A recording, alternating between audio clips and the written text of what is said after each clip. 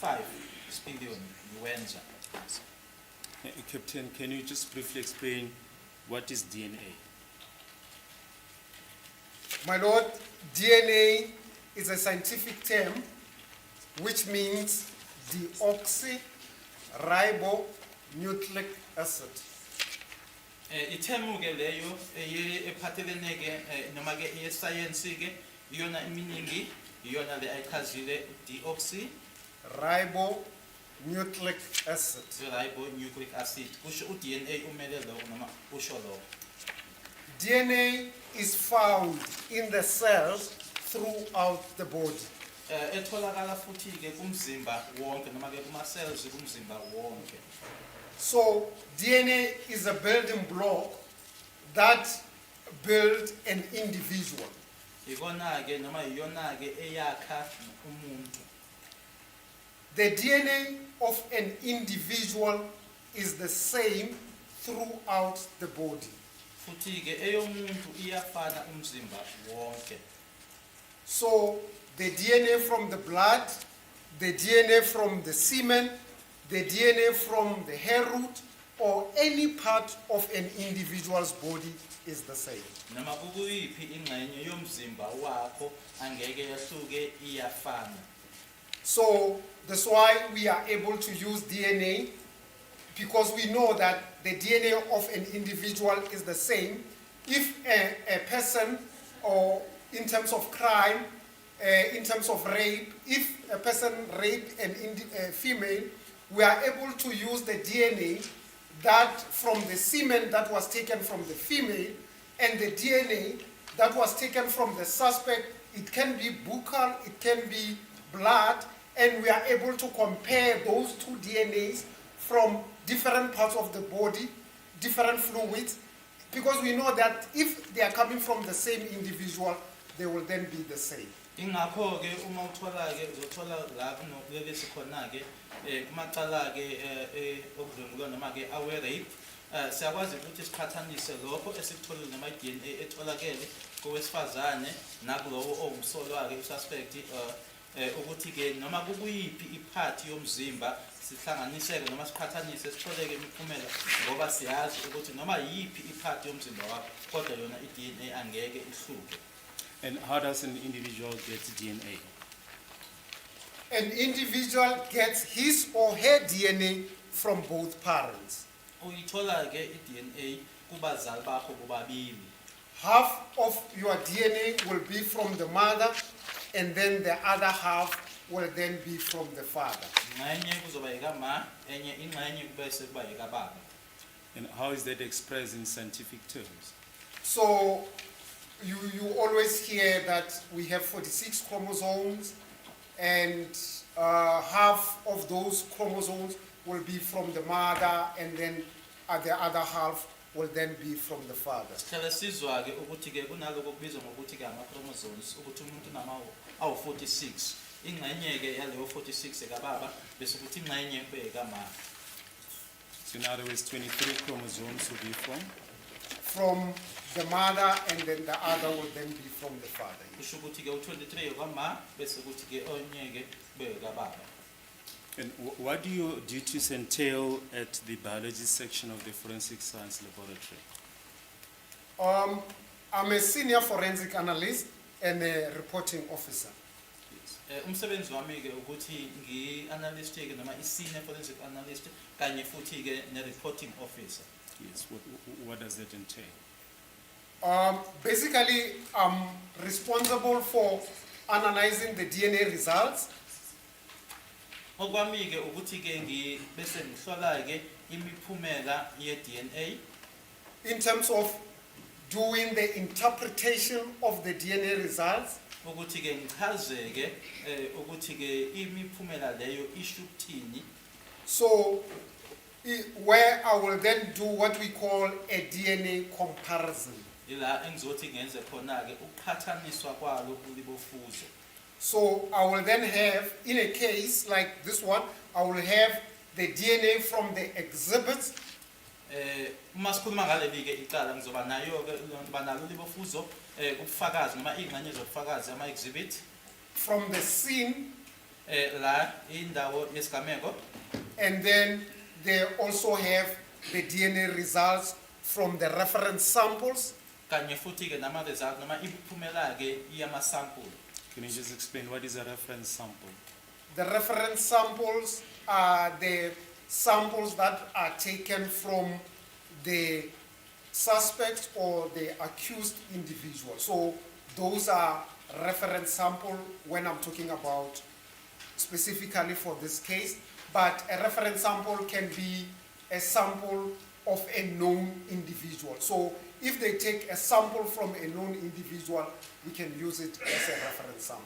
Masikhuluma ngawo ke ama reference sample kuleli ke icala sizokhuluma ke ngaloko okuthathwe kubona ke asithi ke abamangalela noma ke abasolwa ke kodwa uma kuukuthi ke kudonswe noma kuthathwe kumuntu owaziwayo ke naleyo ke izotholakala nayo ke izosetshenziswa. Can you explain the process when a sample is sent to the biology section at the forensic science laboratory? What is the process that is followed? So, my lord, the process is that an investigating officer will come to the lab to bring the exhibits. They can either be the exhibits from the scene or the reference samples. Okwenzekayo ke noma kwenzeka kanjani ukuthi ke ama sample nobufakazi bulethwe ke elab ukuthi ke loyo ke ophenya icala uzoletha ke ubufakazi lobo ke asitholakale ke kwisini leyo noma ke lokho okutholakale asithi ke umuntu. So we have a dedicated staff at the forensic science laboratory who are working at the reception, who will then receive those particular exhibits, taking into consideration our standard operating procedures in terms of looking whether the exhibits are sealed, whether is there the correspondence or the covering minutes correspond with what is written on the exhibit. So those are the checks that we do before we can receive those particular exhibits. Sinabantu ke abasebenza khona ke la engenwa khona ke area lena ebizwa ukuthi ku reception bona ke abazobheka ke noma bazokwenza isiqiniseko ke sokuthi uma khona lokho okubhalwe phansi ke incwadi noma kuthiwa i-covering letter iyahambelana yini iyakusho lokho okubonakalayo lapha yana futhi ke nokuthi ama exhibits lawo avaliwe noma cha.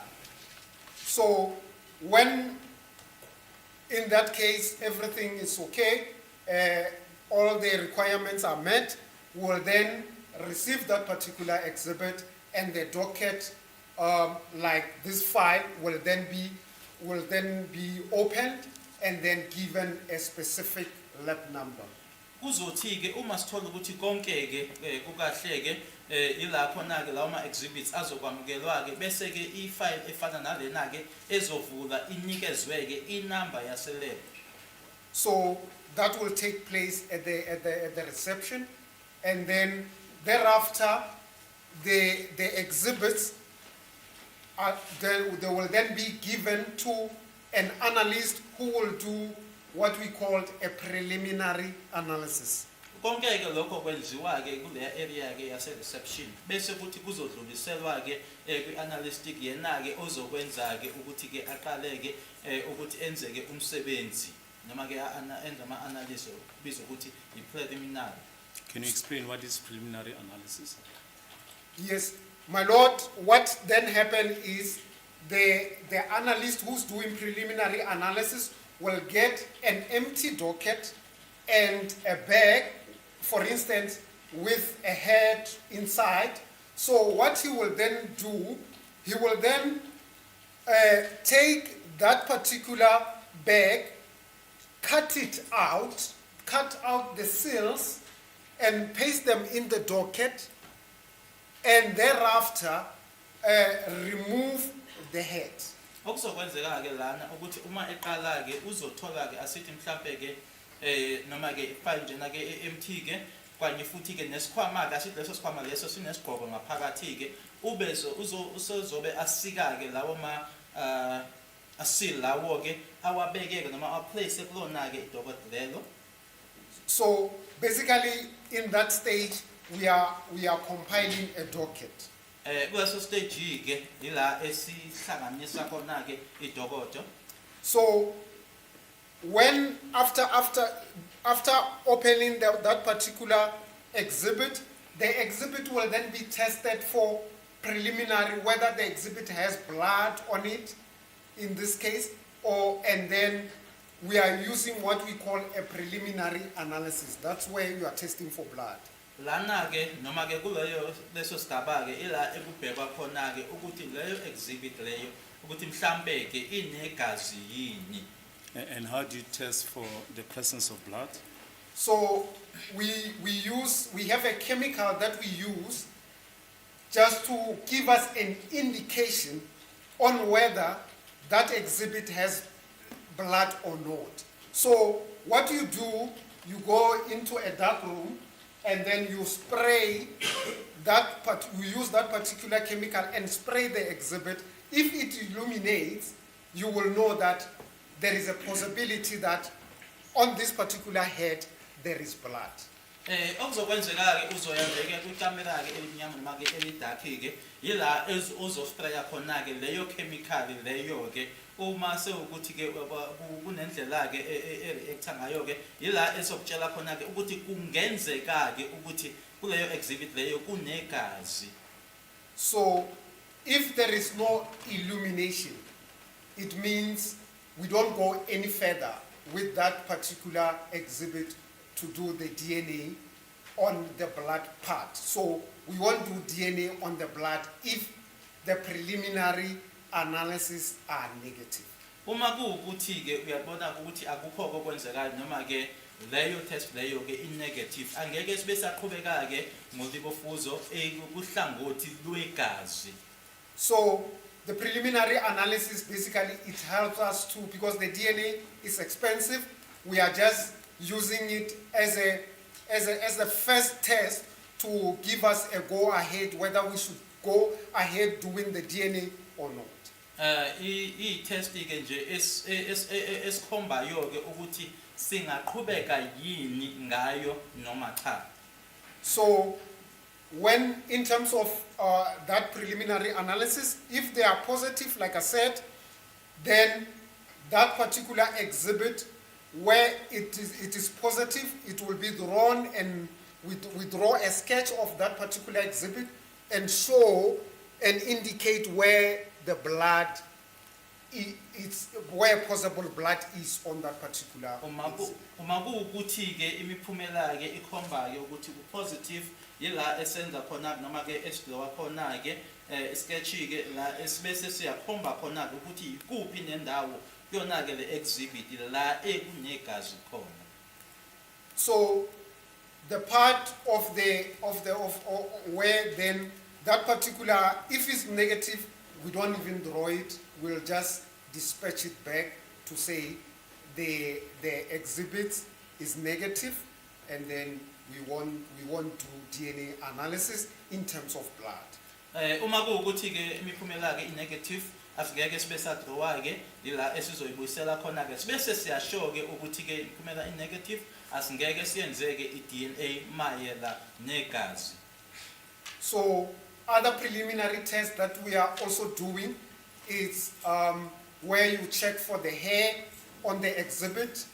So you will then physically look for the hair on, for instance, on the head. You will physically look whether you can find the hair on that particular exhibit. Okunye futhi ke ubheka ke inwele yila ubheka ke noma usubuka khona ukuthi uyayibona yini inwele bona ke ufakazi lobo noma kusigqoko leso. And also we also check for epithelial cells, which is normally they call it sweat.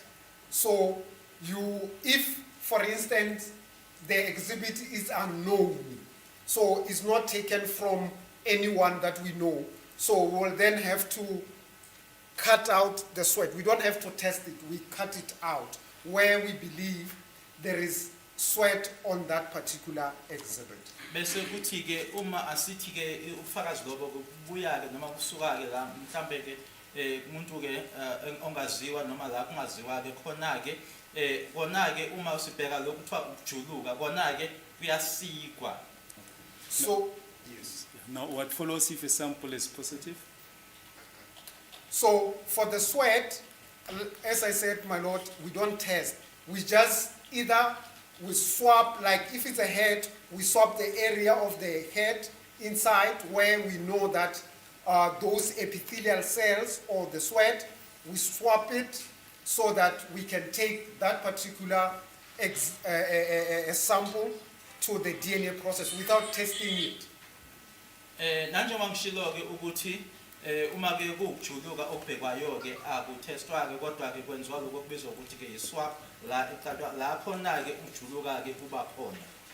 So you swap on the actual head where you know that on that particular exhibit, that is where the sweat, you can find the sweat from that particular person who wear that particular exhibit. Ukuthi-ke kuleyo ndawo-ke le ucabangayo noma wazi-ke khona-ke ukuthi uma umuntu isigqoko leso esithwele-ke yikuphi la engajuluka khona-ke yila iswap yenziwa khona. And normally where would that be on a head? The inside part of the head, where like when you wear a hat, where it stays on your head. So that whole inside of the head of the head, you then swap around it so that you are able to concentrate the swap, and that particular swap you will put it into the file and then it will go for DNA analysis straight away. Ila khona-ke uma isigqoko usithwele la ngaphakathi-ke le ngxenye lena ehlala khona-ke la ekhanda ila iswap ezokwenziwa khona-ke bese futhi-ke emuva kwalokho-ke iyahanjiswa-ke ila ezohlolwa khona-ke ihlolela yona-ke i-DNA. So the preliminary analysis is basically where you are testing. It's when you are doing for other exhibits will be like if you are doing for semen, you will then have another chemical where you are checking for semen if the case is a rape case as well. Uma kuwukuthi-ke sikhuluma-ke ngalo-ke icala-ke lokudlungula-ke futhi-ke okubhekwayo-ke lana manje sekubhekwa yona-ke i-semen enye-ke i-chemical ezosetshenziswa lapho. So when the preliminary analysis are done, the positive samples and the epithelial cell sample or the sweat samples will then be cut into smaller pieces so that they can go into the DNA analysis system. Uma kuwukuthi-ke imiphumela-ke i-positive lawo masampuli-ke kanye futhi nawo-ke amasampuli-ke ekujuluka-ke azosikwa-ke abese-ke afakwa-ke la azothi khona-ke ayongena-ke ukuhlolwa-ke noma-ke kwi-analysis yayo-ke i-DNA. So that is where we call it the sample, where we are submitting the sample into the DNA analysis. Ila khona-ke amasampuli manje ase efakwa-ke noma endluliselwa-ke kuyona-ke manje-ke noma-ke i-analysis yayo-ke i-DNA. So at this stage, my lord, we no longer have a bag or it's just a file with smaller items inside like this one. Basically, we reduce the whole exhibit into this smaller nyana file, and the rest of the exhibit will then be dispatched back to the police station. Lapho-ke manje asisenaso-ke isikhwama-ke manje sekusebenza-ke le file-ke la khona-ke lama exhibits asefakwa khona-ke okunye-ke kona-ke bese kundlula ubuyiselwa khona-ke e-police station. So when the DNA process starts at extraction, so I'm moving from preliminary analysis to the DNA analysis system.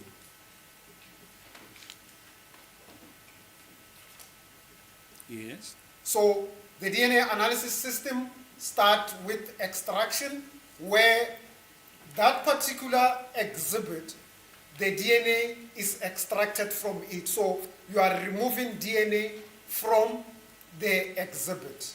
Manje-ke bese kuba la khona-ke manje ulibo futhi noma i-DNA lena-ke manje isiyakhishwa-ke manje noma iyathathwa-ke kuyona-ke nganye ufakazi noma i-exhibit. So there are chemicals that are used in terms of extracting the DNA from that particular sample. Khona-ke nalapho-ke ama-chemicals asetshenziswayo-ke ukwenza khona lokho. So after the extractions has been done, so you will then go to another step, which is called the PCR. Bese sindlulela ke manje kokunye ke noma istep ke sibiza ngokuthi yi-PCR. Can you explain what is PCR? PCR is just, in short, is short for polymerase chain reaction. PCR is where we target specific regions of the DNA. Manje ke le processing noma yona ke leyo i-PCR leyo ke yila manje esekubheka ke ingxenye ethize ke zayo i-DNA. So from that extract of the DNA, we are going to target specific part of the DNA that we know that those particular regions of the DNA is the one that are going to be used to identify individuals. Lawo maphathi ke lawo ke manje esekubhekwe noma egxekwe kuwona ke iwona ke esaziyo ke ukuthi iwona azosetshenziswa ekuthini ke ukhonjwe noma ke ihlanganiswe ke leyo DNA leyo kanye nomuntu. What do you call those specific regions of the DNA? You will see when I'm coming to my report, they are the names of the specific regions of the DNA. They are in the report. When I go to them, then I will basically be able to show you what I meant about the specific regions of the DNA. Mase ngena kuwona ke umbiko wami la ngizochaza khona ke kabanzi ke ngawona ke lawo ma-regions lawo. So after the PCR is done, we do what we call electrophoresis, where is basically that samples goes through a gel medium, and that's where, like, the electrophoresis is basically going for separation of those particular regions. Manje ke bese kuthi kuhlukaniswa ke lawo ma-regions athile ke noma ke la kusetshenziswa khona ke i-gel medium ukuthi ase ayahlukaniswa ke lawo ma-regions athile. So after the electrophoresis, we do what we called a gene mapper. That is another process that is done. Bese kuba nenye futhi ke i-process eyenziwayo ke ebibuzwa ngokuthi i-gene mapper. What does gene mapper entail? The gene mapper is where you are then checking the results after the electrophoresis. Then you will have the DNA results. That is goes into a gene mapper where the gene mapper analyzes the DNA results. Ila usubheka khona ke imiphumela ke bese kuthi yona ke i-gene mapper leyo ise manje ise ihlola ke yona imiphumela yona ke ye-DNA. So when you analyze the DNA samples, you analyze them with the positive and the negative controls. Uma ke use uwahlola ke lawo ma-results noma leyo miphumela ke uwahlola ke ngayo i-negative kanye nayo ke i-positive control. So the samples, when they are analyzed, they go together with those particular controls, so that when the gene mapper checks the quality of the results, he will then first check whether whether on the positive control is there a result, because you are expecting to get a result on the positive control. Bese kuthi uma yona ke i-gene mapper isibheka ke imiphumela leyo izobheka ke ukuthi ikhona yini ke i-positive ekhona ke. So when the result shows that the positive control has the result, it means the system has worked. Uma isitshengisa ke ukuthi ke kune positive control ekhona kusho lokho ukuthi ke inqubo ke noma i-system isebenzile.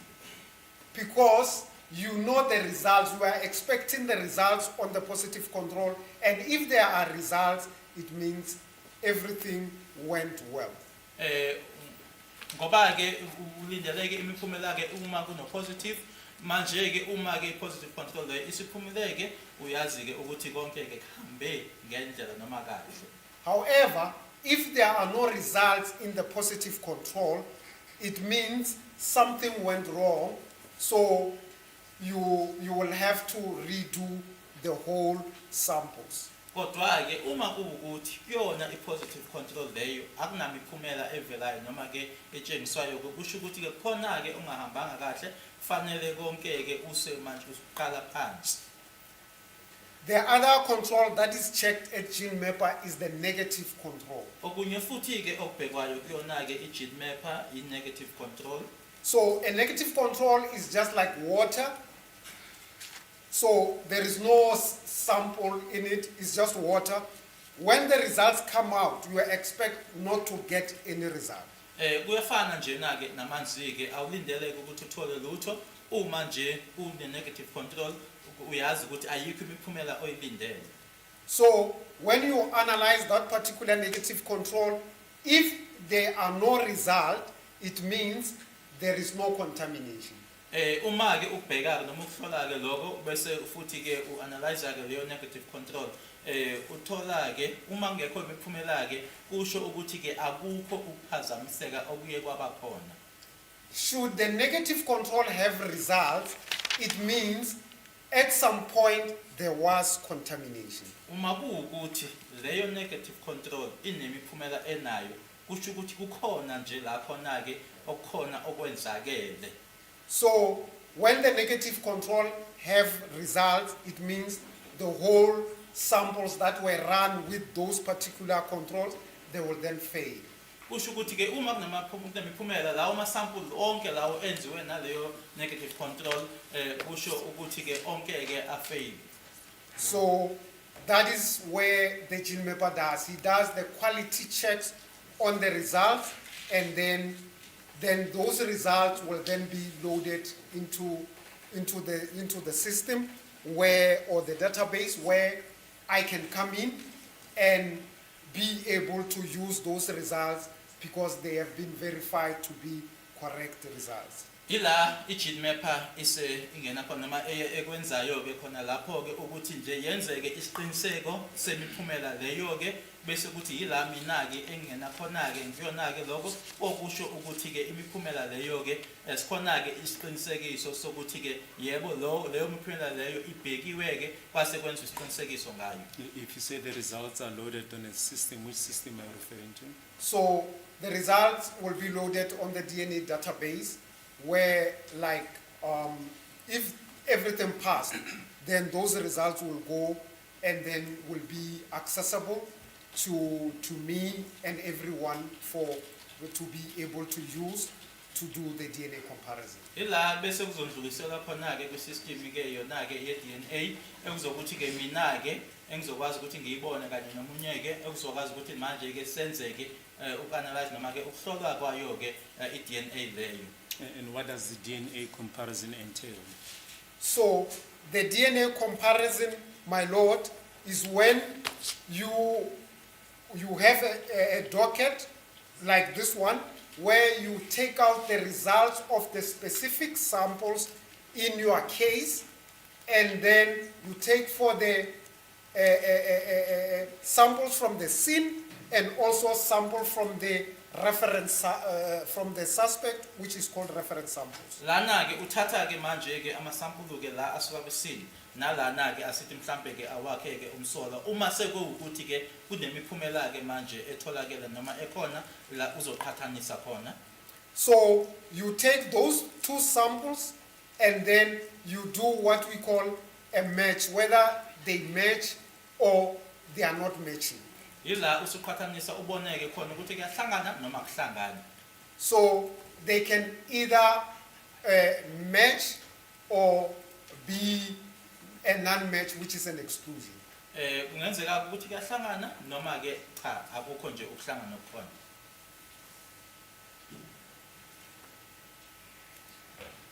Yes. So in terms of the results, my lord, the results that you can get after or when the DNA is done, you can either get a single donor DNA profile. Uma kuya-ke ngokwemiphumela-ke etholakalayo uyakwazi-ke ukuthola-ke okubizwa ngokuthi-ke i-single donor profile. So, like for instance, the reference sample, you are going to get a DNA that is from one individual. That is a single donor DNA profile. ila khona-ke ozothola-ke masithi-ke kwisample leyo etholakele-ke ukuthi-ke isample leyo kusho nje ukuthi-ke ibuya kumuntu oyedwa. You can also get a DNA that is called a mixture DNA profile. Kube nala ukhona uthola khona-ke okuhlanganeke noma ukuthi-ke lana-ke kuhlangeneke noma iprofile leyo ihlangene. So a mixture DNA profile, my lord, is a DNA that is donated by more than one person. Lokho-ke kukutshela ukuthi-ke leyo profile leyo-ke akusiyona-ke eyomuntu oyedwa kodwa-ke umuntu nje ungathi-ke ungaphezu koyedwa. So those are the results that you can get when the samples are analyzed.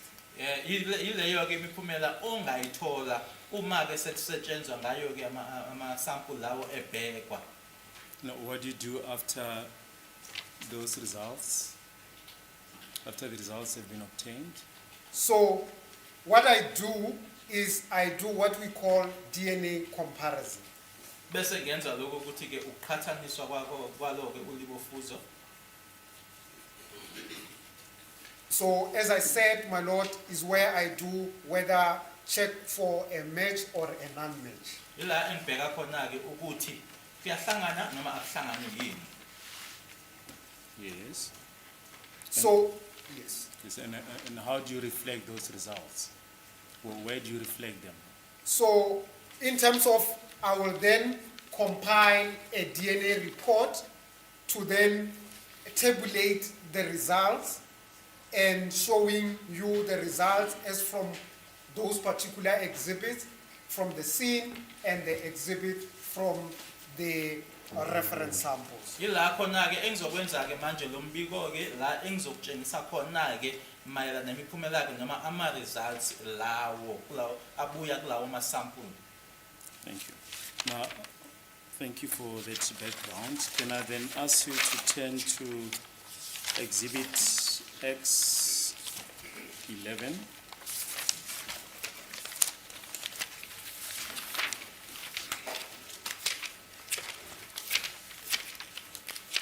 Just identify that exhibit.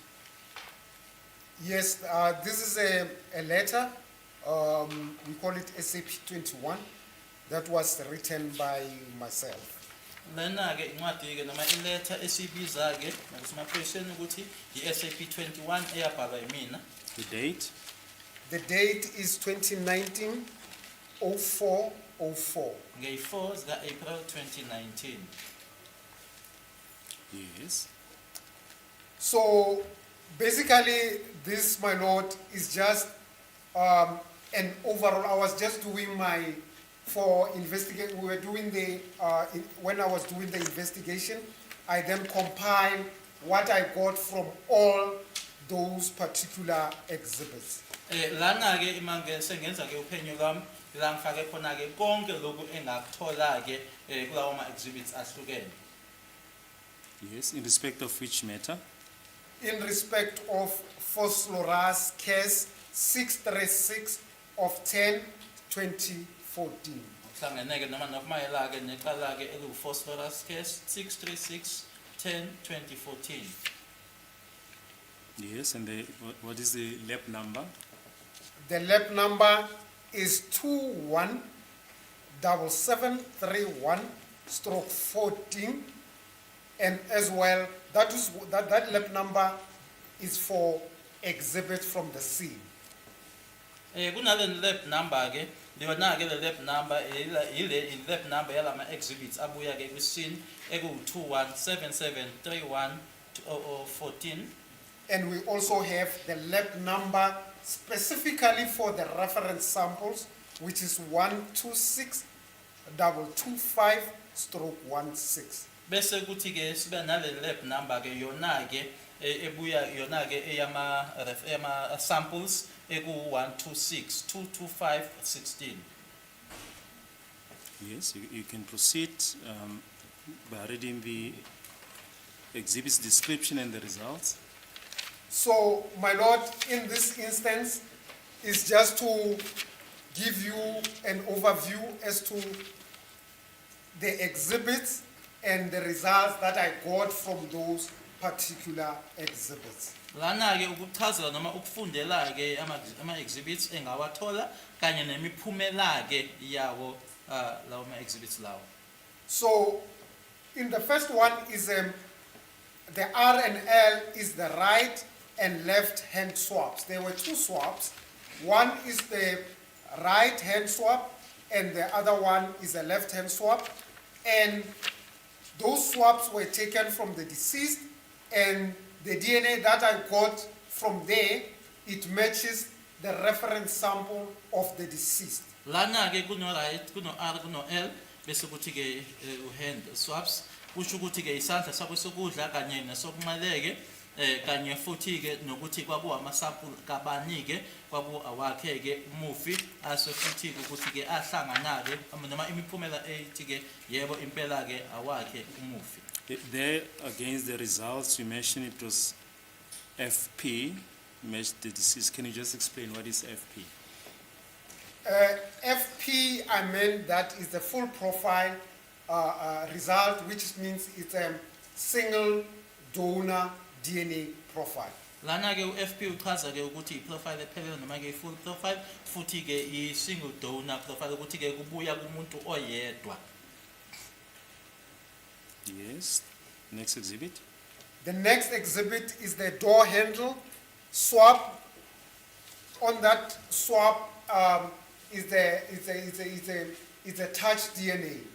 So on that particular swap. So that particular door handle swap, what I look at is the epithelial or the touch DNA, and then that touch DNA included G. Kumalo. Lana-ke sikhuluma-ke ngehandle-ke yesicabha noma yawo-ke umnyango lana-ke ukuthi-ke ila ubamba khona-ke ngibheka-ke ukujuluka-ke noma-ke lokho kubizwa ukuthi-ke i-touch DNA iyona-ke eyayifaka phakathi-ke u-G. Kumalo. Is there an indication of as to from which door handle in the house was that swap taken? The indication, I can check for that, but it's room one. Ukuthi-ke isiphi-ke isicabha phakathi-ke endlini ngingabheka lokho kodwa-ke uma kuchaza noma kwakubhalwe u-room 1. Yes, you may proceed. And then the other swap as well is the second swap, also from the door handle. Yes, of which room? The door handle. Also there is touch DNA, and then that touch DNA as well included Miss G. Kumalo as well. Bese kuthi futhi-ke nakwesinye-ke noma-ke kwenye-ke ihandle yesicabha khona-ke endlini nayo-ke ila ekubanjwa khona-ke noma lokho kubizwa ukuthi i-touch DNA nayo-ke iyafaka u-G. Kumalo. Is the door handle of which room? I can verify as well this one, which room is it, but yeah, let me, I can always check which room it is. Thank you. Ukuthi-ke iliphi-ke ikamera-ke ngingakubheka-ke lokho. Yes. And then I have a blood swap. That blood swap was taken from next to the TV stand. Bese kuthi-ke kuba-ke neswabhu-ke noma-ke igazi-ke lona-ke elatholakala-ke eduze nestand se-TV. The swap number? That is swap number 3. Uswap 3 lowo. Yes. So that blood that was taken from the TV stand included the deceased. Lelo gazi lelo-ke elatholakala-ke eduze ne-TV stand lalifaka phakathi-ke umufi. And the fourth swap as well, it was also taken next to the TV stand. Kanye neswabhu-ke swap 4 nayo-ke yegazi nayo-ke eyatholakala eduze ne-TV stand. So that particular swap as well included, that blood included the deceased. Lelo gazi lelo-ke ahlanganisa-ke umufi. And then we have the blood swab on the kitchen wall. Yeah. Number 5 is the blood swab on the kitchen wall tile. Bese kuthi ke blood swab 5 yena ke watholakala ke bonda ke lase kitchen. So on that particular swab, we didn't get enough DNA. Kuyona ke leyo ke iswab leyo ke akuzange kutholakala ulibofuzo noma iDNA eyanele. So when we say not enough DNA, it means there wasn't DNA enough to give us a DNA profile. So it's basically negative in terms of saying you can't use it because that profile is so little that you can't use it to compare it with anything else. Leyo profile okusho ukuthi ke lo profile yayincane ukuthi ke ungayiqhathanisa kukhona nje ongayithi uyisebenzise noma uyiqhathanise nabo. And then we also have blood swab number 6, and as well is from the kitchen wall as well. So that particular blood included the deceased. Bese kuthi futhi ke blood swab 6 ke nayo ke owatholakala ekitchen ahlanganisa ke noma ke ufaka umufi. And as we continue, we go to the swab 7. Swab 7 is the swab that was taken from the toilet handle. That is the toilet handle swab. Bese kuthi siya ke kuyena ke uswab 7 yena ke ihandle ke yase toilet. So I got a female DNA, but it didn't include any of the females that I had in as reference samples. Leyo ke yona ke imiphumela ke yase ke ikhomba ke kumuntu wesifazane ke kodwa ke ingakhombi ke kulaba engangenabo noma engangenama sample abo besifazane. And then swab 8 is also a toilet handle swab, and then also that particular swab is a female DNA and included G. Kumalo. Bese kuthi ke uswab 8 naye ke swab ke yase toilet ke yona ke atholakala ulibofusi noma iDNA yomuntu wesifazane eyafaka ke uG. Kumalo. And then the swab 10 is the swab that was taken. Swab 9. Swab 9 is the swab that was taken from the bedroom 3. On that swab 9, not enough DNA was obtained. Bese kuthi ke kuba no swab 9 yena ke wathathwa ke ku bedroom noma ke ikamera lestart noma ke u bedroom 3 lapho ke imiphumela ithi ke kwakungena DNA eyanele. So that particular, it means it's negative because we can't use it, that particular, there is not enough DNA to give us a DNA profile. Kusho ke ukuthi ke negative akuna DNA eyanele ukuthi ke isingasinikeza ke iprofile yayo iDNA noma ingasinikeza lokho esingasebenza ngakho. And then the other swab, which is swab 10, that was taken from bedroom 3, also gave us not enough DNA. Bese kuthi ke uswab 10 naye ke owathathwa ke ku bedroom 3 naye ke akasinikezanga iDNA eyanele. And then we also have swab 11 that was taken from the Smirnoff can.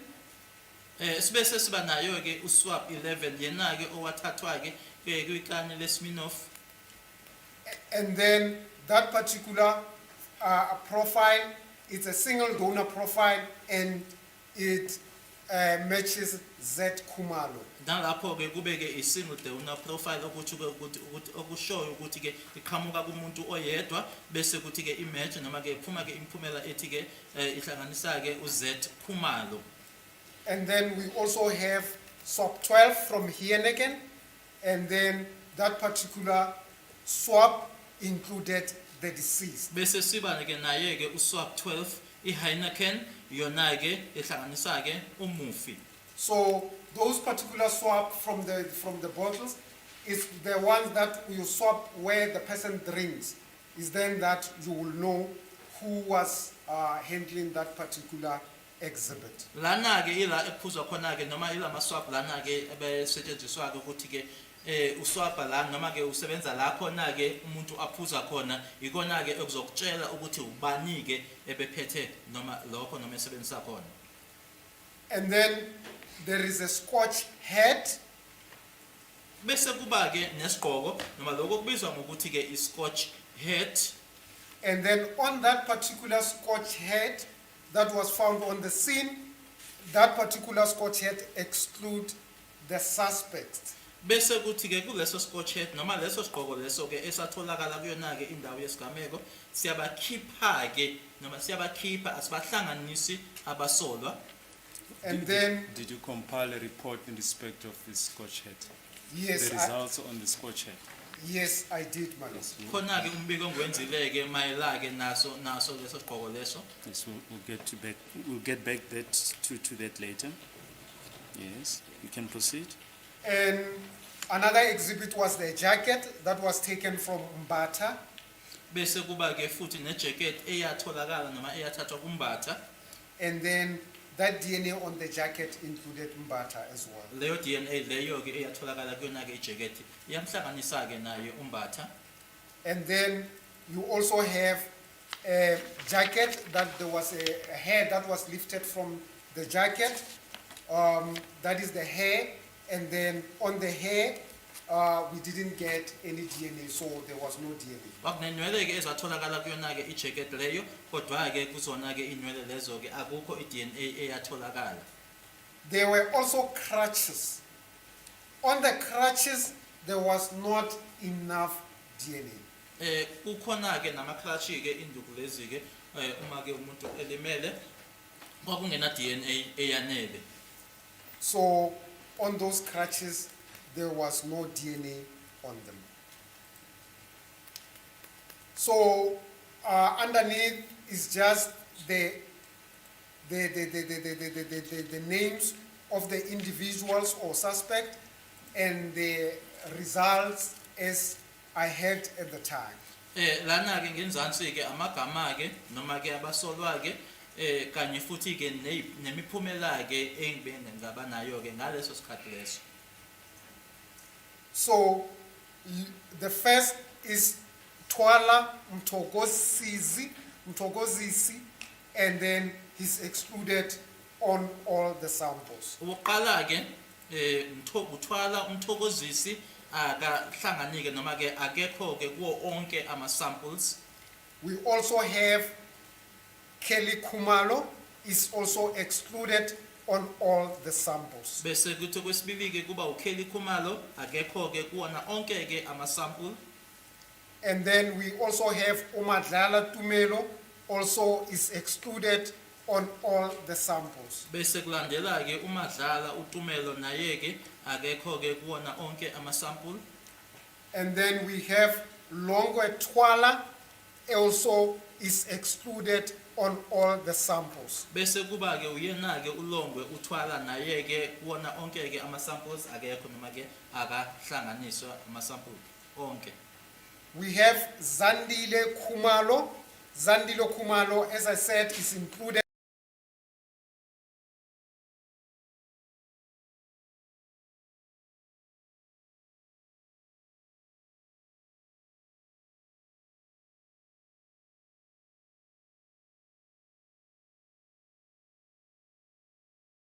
on the smear of Ken. Bese kuba ke noZandile Khumalo nanjengoba bese ngishilo ke ngaphambilini ukuthi ke watholakala ke kwiSminoff noma ke kwikani leSminoff. The swap number? Smear of Ken is swap number 11. Swap 11 lawo ke ikani leli leSminoff kula bese ngafundile ngaphambilini. Yes. And then we also have Gladness Kumalo, who is included on the swap from the toilet handle. Bese siba naye ke uGladness Khumalo yona ke yena ke kutholakele ke kwihandle ke yase toilet. And the swap number? We have swap number 1 and number 1 and 2. Lo ke uswap number 1 kanye no 2. We also have the deceased. Now, if you can look at paragraph 8 of your, the report that you've just put on record, on paragraph 8, which swap number is that? On paragraph 8, Yeah, number 8. Under exhibit's description, yes, yes, what is the swap number? that is swap number 8. Yes. Now, if you go to what you've just placed on record under Gladness Kumalo, what is the correct swap number there? Under Gladness Kumalo, this should include as well swap number 1 and 2, and also swap number 8 as well. Lana ke kutholakala khona ke ukuthi uGladness ke yatholakala ke iswap yakhe ke ethwele kwihandle yesicabha sase toilet ke kufanele ukuthi ihlanganise ke u1 kanye no2 kanye naye ke uswap 8. Yes. And then the deceased is included on the swap 12, mouth of a Heineken can. Bese kuthi ke base siya ke na ke umufi ke kutholakala ke ukuthi ke kuswap 12 that is ukusho ukuthi ke umlomo ke wa ikani le Heineken. And also included on the left and on the right and left hand swap. Bese kutholakala futhi ke nabesandla sakwesokudla nabesokunxele kuwona ke lawo maswap lawo. As well as the blood swap 3 and 4, which is floor next to the TV stand. Bese kuthi ke igazi ke uswap 3 kanye no 4 phansi eduze nestand se TV. Also on swap 6, kitchen tile wall. Kanye ke naye ke uswap 6 okuthayela ke wasekhi noma ke obondeni ke ekitchen. Yes, what follows under 8 up to 50 is not really important. Can you just go to number 22? Number 22 is the suspect name is Mapisa Mtokozeni. Lana ke number 22 kama ke lomsolo wakhe Mapisa Mtokozeni. Mapisa Mtokozeni is excluded on all the samples. Bese kuthi ke uMaphisa Mthokozeni ke akakho ke noma ke akatholakala kahlangani ke nawo onke ke ama swap. And then we also have number 23. 23 is Ntuli Fizokuhle. Bese kuthi ke kuba number 23 uNtuli Fisokuhle. And then is also excluded on all the samples. Nakuthi ke akahlangani ke noma ke akekho ke kuwona onke ama samples. 37? 37 is MS Sibia, as well is excluded in all the samples. Bese kuthi ke u37 uMS Sibiya naye ke akekho ke kuwona onke ama samples. Yes, you can then go to the table as appears on exhibit X12.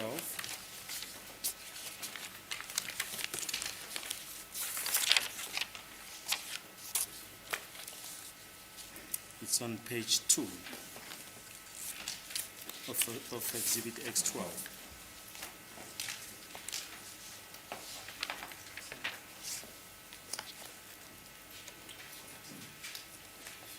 Yes, you can proceed. My Lord, on this particular table is the table where the results, relevant results from the exhibits from the scene and the reference samples are then compared. Ilana ke sekuqhathaniswa khona ke imiphumela ke kuwona ke ama samples ayo ke iscene kanye ke sekwenziwa manje ke ukuqhathanisa khona la. So on this table, my Lord, you will see the first column is written samples.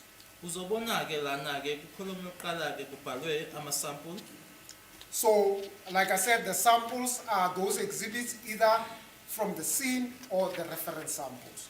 Bese ngishilo ke ngaphambilini ukuthi ukukhulunywa ngala atholakaleke kwindawo yesigameko noma ke lawo ke asithi mhlambe ke atholwe kumuntu noma kubantu abathize. So the first sample is written sample and then with an indication of 1, that is swap 1, and then it has the container number, which is 14DCAH 8988, and it was contained in a bag, which is PA 400215017. Lana ke kubhaliwe ke ngaphansi kwakhe ke usample base kubhalwa ke uswap base kubhalwa u1 ukuthi ke lo swap 1 leyo ke wayeke ku container ewu14 DCAH 8988. Leyo container leyo eyayingaphakathi ke kwesikhwama ke sobufakazi esine number ewu-PA 4002150107. And where was this swap taken? The swap is the swap 1, which was taken from the door handle. Leyo swap ke ilena ke ewu-swap 1 kule eqeda ufundwa manje ke ekuyi-handle ke yaso isiqaba. Yes, of which bedroom? That is bedroom 1. Kuyena ke bedroom 1. Yes. And the next exhibit is a head, which is exhibit B. And on that head, the DNA that is analyzed is presumable high friction area. In simple, it's just the sweat. Bese kuthi ke elandelayo ke bese kubhalwe lapha ke uhead B isigqoko ke ila ekuthi la khona ke okwakubhekwa ke lapho ukujuluka. So that particular head was contained in a bag.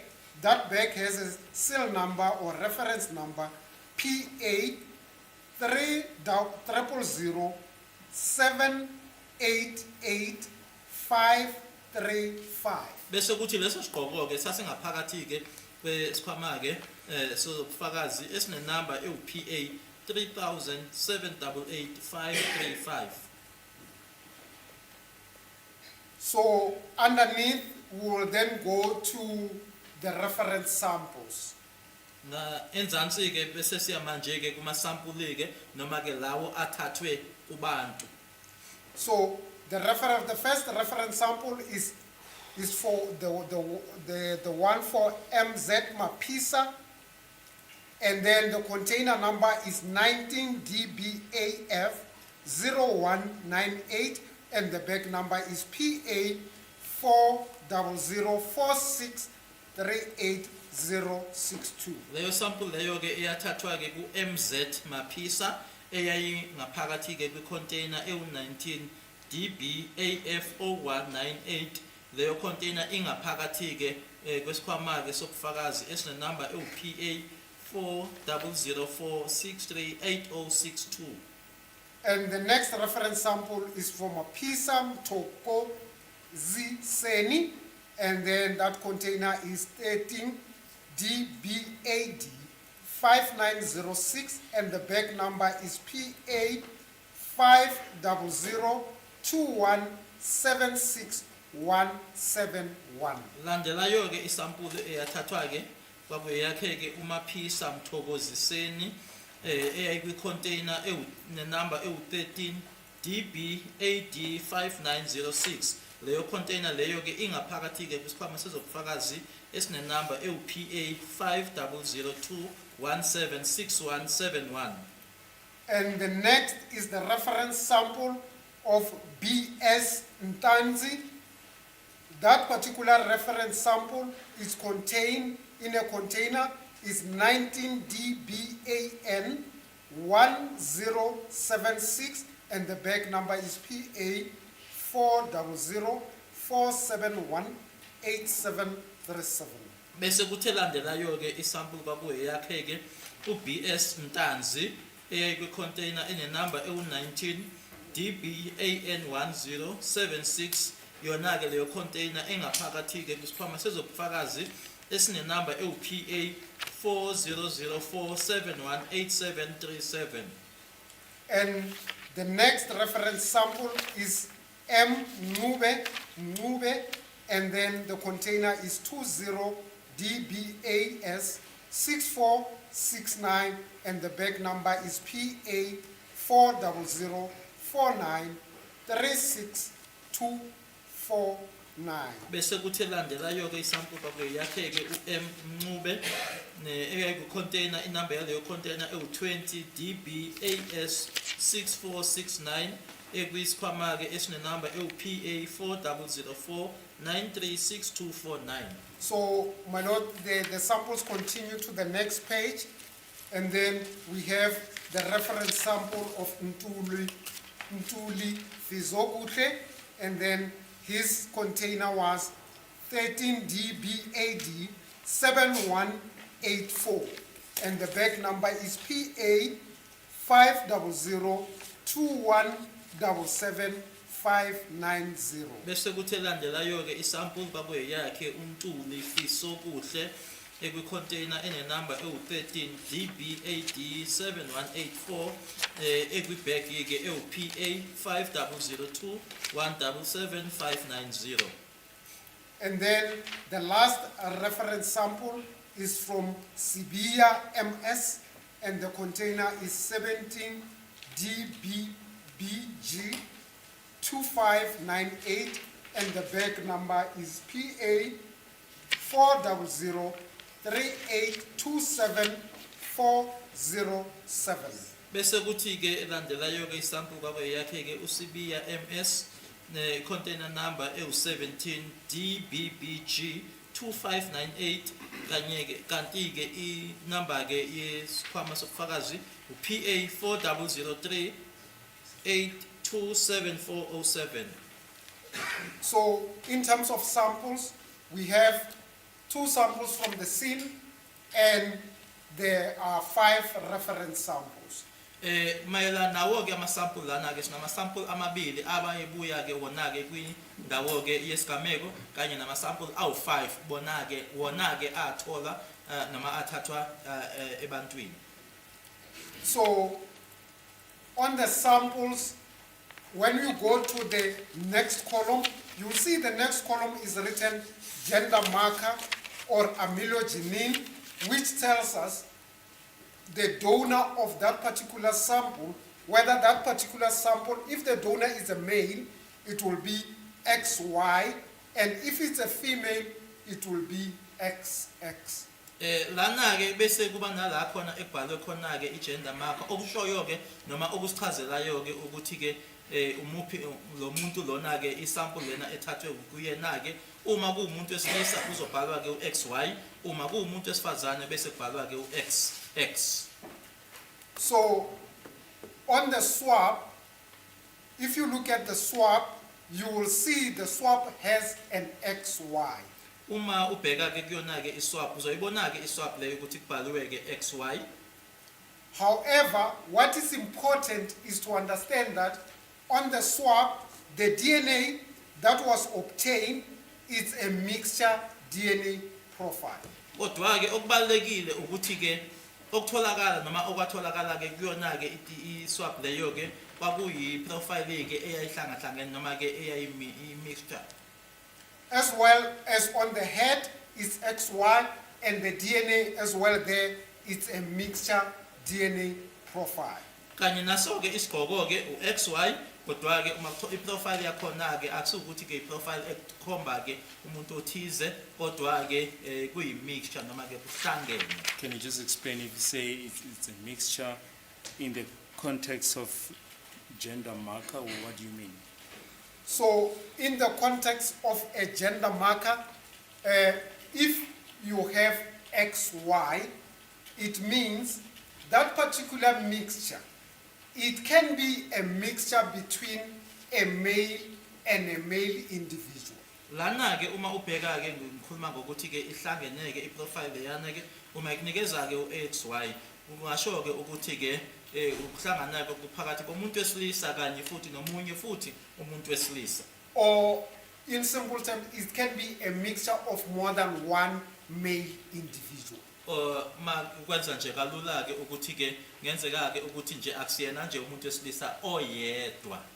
So, and as well, if you still have that XY, it can be a mixture of a male and a female individuals. Noma futhi ke usenaye ke loyo XY loyo kodwa kungenzeka ke ukuthi ke imixture yakhe ke umuntu wesilisa kanye nomuntu wesimame. So, when you look at the XY on a mixture DNA, Uma ubheka yena ke uXY la khona ke iDNA yakhona ke ihlangene noma mixture. you must always remember that that XY, it doesn't mean that mixture is a only male individual mixture. Lokho ke kungakuse ukuthi kuwena ke ngoba ke ku XY ukuthi leyo mixture etholakalayo lapho ke ukuthi ke umuntu wesilisa kuphela. So in a mixture, so that X can represent an XX, which is a female, Kuloya XY uX lo seqaleni ke use engaba inkomba ke ka XX okuwumuntu wesifazane, or the XY that is from the male individual. noma ke uXY obuya ke kumuntu wesilisa. My Lord, as I said, on that particular swap, that was from the door, that was from the swap from the door handle. So that swap, I even mentioned that G. Kumalo was included in that particular swap. Nanjengoba bese ngishilo ke uma ubheka ke kuleya swap leyana ke ihandle yesicabha bese ngishilo ngaphambilini ke ukuthi ke naye ke uG Khumalo watholakala ke lapha yana ukuthi ke wabamba ke lapha kulesa sivalo lesiya noma kulesa sicabha. But you can see that we have XY, but also her DNA can also be found in that particular swap that was taken from the door handle. Nanoma sinaye ke uXY lapha yana kodwa naye ke eyakhe iDNA yatholakala kusona lesa sicabha lesiya. So the XY, like I said, can represent both a mixture that will have a male and males, or a mixture of males and females. Nanjengoba bese ngishilo ke ukuthi uXY loyana kusengaba ke inhlanganisela noma imixture ke yayo ke umuntu wesilisa nomuntu wesilisa noma umuntu wesilisa nomuntu wesifazane. But when we talk about, where I was speaking about gender amylogenin, where I'm talking about if it's a male, it's XY, if it's a female, it's XX, is when I talk about the single donor profiles. Na la ke ngikhuluma khona ke ngithi ke uXY umuntu wesilisa, XX umuntu wesifazane, ila engikhuluma khona ke ngama profiles noma ke ngeprofile yomuntu oyedwa. So if they take a sample from a female, any female, the results will come as XX. Uma kuwukuthi bathatha ke amasampulu ke kumuntu wesifazane noma kuwumuntu umuntu wesifazane uma ke imiphumela ebuya izobuya ithi XX. And when it's a male individual, then that particular sample will then be XY. Uma kuwumuntu wesilisa leyo sample leyo ke izothi XY. So if you look at all the reference samples from Mapisa to Sibia, all of them, they are XY because those reference samples were taken from male individuals. Uma ubuka ke ukusuka kuyena ke uMaphisa ukuyofika kuyena ke uSibiya uzobona ke ukuthi uXY ngoba ke onke lawo masample lawo athathwa ke kubantu besilisa. The last thing I want to address in terms of the mixtures is that if you get a mixture and the amylogenin or the gender marker is XX, but it's a mixture, it means only females can be read in that mixture. Kodwa ke ngisakhuluma ngako ke uXX kanye noXY la uthola khona ke ukuthi kuyinhlanganisela noma kuyi mixture kodwa ke kuXX kusho ukuthi ke kuleyo mixture noma kuleyo kuhlangana lokho ke abantu besifazane kuphela. So if a mixture has X, Y, it means you can read, it's possible to read males in that mixture and females in that mixture. Kodwa ke uma ke imixture yakho ke ku XY kungenzeka ukuthi uma usureader noma usufunda ke lapho ukuthi ungahlanganisa ke umuntu wesilisa kanye futhi nomuntu wesifazane. So if you have a mixture with XX, it means only females can be read in that mixture. Kodwa ke uma kuukuthi mixture yakho ke uXX ukuthi nje abantu ke lapho ke ungabahlanganisa ke lapho abantu besifazane kuphela. So, my Lord, I'm going to go to the bigger column. The bigger column is written STR loci. Ngizoya ke manje kule column enkulu ke yona ke ebhalwe uSTR loci. So, these are the STR loci are the regions of the DNA that we look at in the forensics, that we know that when we look at these particular regions, we'll be able to identify individuals. Lana ke indawo ke noma ama regions athile ke la esibheka kuona ke ukuthi uma sibheka kuona ke yila esingakwazi ukuthi khona ke sithole noma sikhombe khona ke abantu. So these are the targeted regions that I was talking about, where when you are doing PCR, you are targeting specific regions of the DNA. Those are the regions of the DNA that we look at, that we know that we will be able to identify individuals. Iwona ke la ebengikhuluma ngawo ke ngaphambilini ke mangikhuluma ngayo ke iPCR ngithi uma kubhekwa ke kuyindawo ezithize ke ila khona ke waziyo khona ke ukuthi kukhona ke ozokuthola khona. So underneath that you will see there is start with the names of the regions start with D8S1179. And then they end up with FGA. Uma ke ubheka ke aqala ke kwisandla sakho sokunxeleka uqala ke ngo DAS 1179 bese egcineni ke icolumn yokugcina ke iphela ngo FGA. So those are the names of the DNA regions that we look at the forensics, that we know that when we target these specific DNA regions, will be able to use them to identify individuals. Ilama regions ke bengikhuluma ngawo ukuthi uma sibheka kuwona ke noma ke iwona ke esiwatargetayo ukuthi uma sibheka kuwona ke ila esokwazi ukuthi sikhombe khona ke noma sihlanganise khona ke sithole khona abantu. So the DNA from all those particular regions, that DNA, when you look at the DNA that is obtained from all those DNA regions, they will then give you a DNA profile of an individual. Uma ubheka ke kuzona zonke lezo ndawo noma lawo ma regions onke ke lawo eDNA ila khona wona ke azokwazi ukuthi abe inkomba noma akukhombeke kwi-profile yomuntu. So if you look at any reference sample, for instance, because it's a known sample, the DNA from all those DNA regions, that is obtained from all those DNA regions, will then give us the unique DNA profile of that particular person.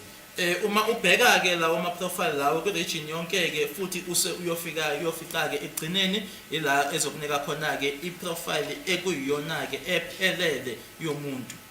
So you will see underneath the DNA regions, you will see their numbers.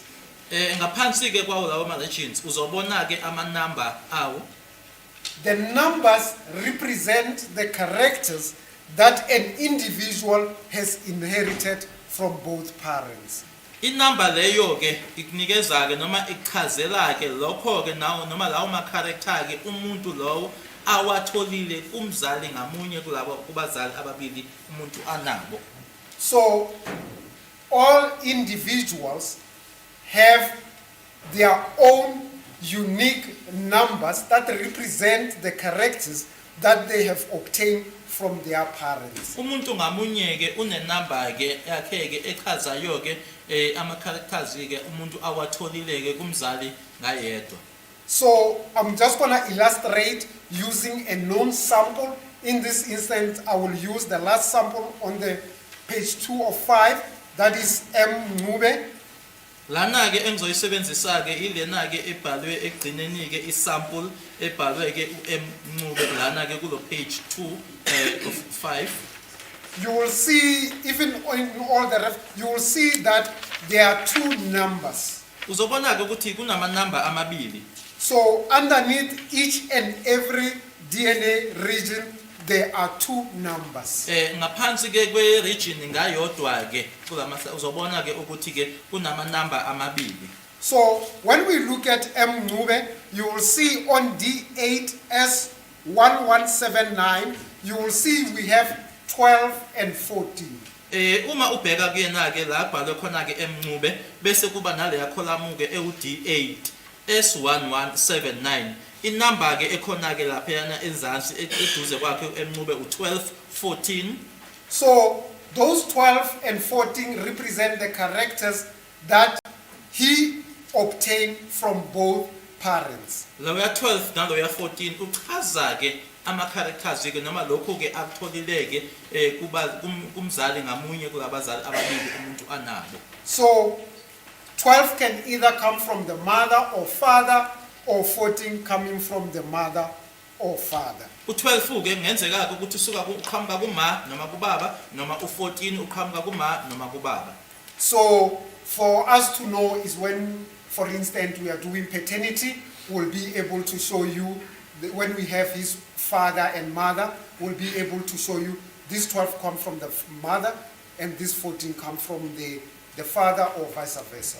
Kodwa ke uma sekwenzeka ke manje sekubhekwa ke ukuthi lana ke sinabazali bobabili ke kuyabhekwa ke manje ukuthi ke impela ke umntwana wabo yini ila esokwazi ukuthi manje sikhombe khona ke ukuthi u12 lona ke ngaphandle ke ngabazake ubuya kuyena uma u14 ubuya kuyena ubaba. So you will see, as I said, the parents, each parent will give half of the DNA, which will then be represented by these numbers, and then which are 2, which means half from one and the other half from the other. Lama number ke lawo ke la 12 14 ke ila asichazelayo ke ukuthi ingxenye ibuya kuma ingxenye ibuya kubaba. So if you look even on the other reference samples, you will see that they have 2 numbers as well. Noma ubheka ke kwamanye ke ama sample uzobona ukuthi nawo ke anama number amabili. So I'm going to go to the swap 1 on page 2 of 5. The first sample, you will see, as I said, it's a mixture. You will see on D8S1179, you will see we have 12, 13, and 14. 12, 13, 14, and 15. Uma sibheka phezulu ke ku swap 1 ngishilo ke ukuthi ke lapha yana ke ukuthi ke imixture le noma ke kuhlangeneke lapha yana ke manje ke ama number esinawo lapha yana ke u12 u13 u14 kanye no15. So those indicates that characters come from more than one person. Lokhuyana ke kuyinkomba ke noma ke kuyatshela ke ukuthi lokhuyana ke okutholakala lapha yana akubuyi kumuntu oyedwa. So it's possible, there are possible combinations that you can get there in terms of the DNA that you can get from that particular region. Mage kuleya region leyana kuyasho ke ukuthi ke laphana ke ngenzeka ke ukuthi ke kunama combinations ke awungawathola noma ke ama combinations ahlukene atholakalayo kuleya ndawo noma kuleya region. So in a mixture, what is important is for us, when we do DNA comparison, is to check whether the reference sample of an individual can be read in that particular mixture. Okubalulekile noma okusemqoka ke la kutholakala khona ke ukuthi ke lana ke kuhlangeneke noma ke awutholi umuntu oyedwa ukuthi isample noma ke ireference sample ke yomuntu ke noma ke oyitholileke iyatholakala yini kuleya mixture leya. So you are basically looking at the characters of the reference sample compared to those characters in the mixture to check whether that particular person of the reference sample is he part of that mixture or not. Manje ke uzobheka ke ukuthi kunalama characters atholakalayo ke kwisample ke asithi ke isample etholakale kumuntu othize ube usiyoqhathanisa ke nalokhuyana okuthola laphayana ke kuleya mixture ukuthi ke le sample lena yalomuntu onayo iyatholakala yini kuleya mixture onayo. So what is important for us to say a person is included in a mixture, he has to be included in all the DNA regions. Ukuthi ke sitholeke ukuthi umuntu loyo uyatholakala ukhona kuleya mixture ufanele ukuthi ke kuma DNA regions abe ukhona noma ke atholakale kuona onke. So his characters in specific DNA regions must be there in the mixture for us to say that person is included. Ukuthi ke sisho ke ukuthi loya muntu loyana naye ke uyahlanganiswa laphayana ke ama characters akhe kwi region ngayodwa kulama regions ahlukene ke ukuthi ke uyatholakala. So I'm gonna do the just to illustrate as well, looking at the results. I'm gonna start with the reference sample of MZ Mapisa. Ngizoqala ke ngayo ke I reference sample yakhe ke uMZ Mapisa. So if you look at the on D8S1179, Mapisa has 13 and 13.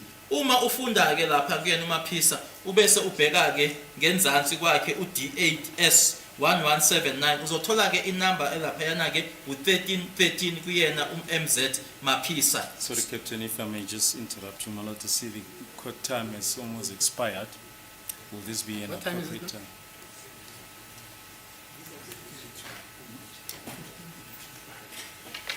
It's 15:32, my lord. 13:32. Yes. Are you still going to be long, sir? Yes, ma'am. Okay. Are you available tomorrow? Yes, ma'am. Okay, we'll adjourn your evidence to tomorrow. Which other witness are you calling tomorrow, Mr.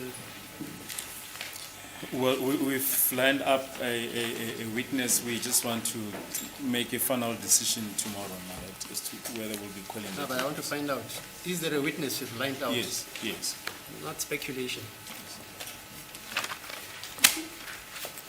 Yeah, see you tomorrow. 10 o'clock.